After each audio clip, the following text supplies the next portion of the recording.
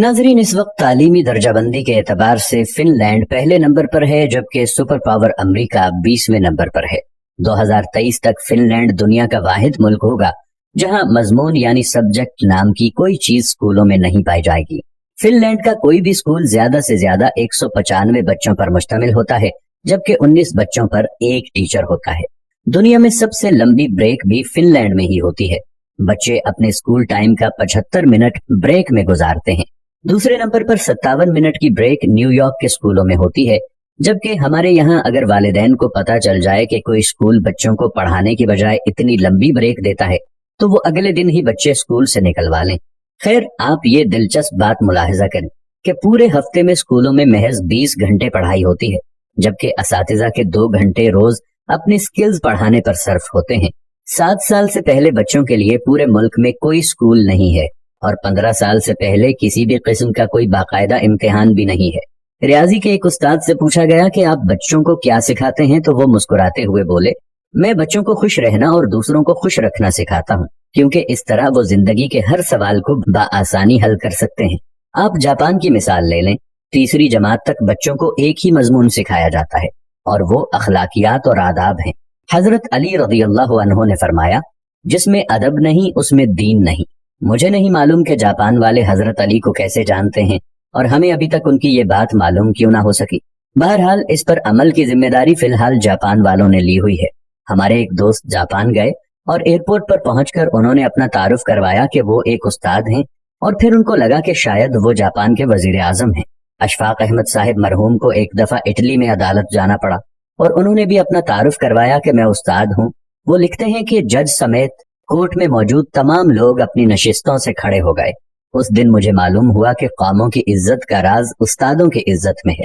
ये है कौमों की तरक्की और उरूज व जवाल का राज। जापान में माशरती उलूम पढ़ाई नहीं जाती है, क्योंकि ये सिखाए जाने की चीज है, पढ़ाने की नहीं, और वो अपनी नस्लों को बहुत खूबी के साथ मुआशरत सिखा रहे हैं। जापान के स्कूलों में सफाई सुथराई के लिए बच्चे और असातिज़ा खुद ही एहतमाम करते हैं। सुबह 8 बजे स्कूल आने के बाद से 10 बजे तक पूरा स्कूल बच्चों और असातिज़ा समेत सफाई में मशगूल रहता है। दूसरी तरफ आप हमारा तालीमी निज़ाम मुलाहजा कीजिए, जो सिर्फ नकल और छपाई पर मुश्तमिल है। हमारे बच्चे पब्लिशर्स बन चुके हैं। आप तमाशा देखें, जो किताब में लिखा होता है असातिज़ा उसी को बोर्ड पर नकल करते हैं, बच्चे दोबारा उसी को कॉपी पर छाप देते हैं। असातिज़ा इसी नकल शुदा और छपे हुए मवाद को इम्तिहान में देते हैं, खुद ही अहम सवालों पर निशानात लगवाते हैं और खुद ही पेपर बनाते हैं और खुद ही इसको चेक करके खुद नंबर भी देते हैं। बच्चे के पास या फेल होने का फैसला भी खुद ही सादिर कर देते हैं और माँ बाप इस नतीजे पर तालियां बजा बजा कर बच्चों के ज़हीन और काबिल होने के गुण गाते रहते हैं।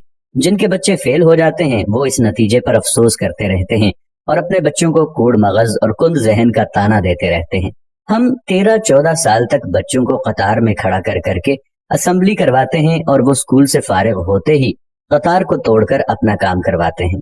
जो जितने बड़े स्कूल से पढ़ा होता है, कतार को रौंदते हुए सबसे पहले अपना काम करवाने का हुनर जानता है। तालिबे इल्मों का स्कूल में सारा वक्त साइंस रटते गुजरता है और आपको पूरे मुल्क में कोई साइंसदान नामी चीज नजर नहीं आएगी, क्योंकि बदकिस्मती से साइंस सीखने की और खुद तजर्बा करने की चीज है और हम इसे भी रट्टा लगवाते हैं।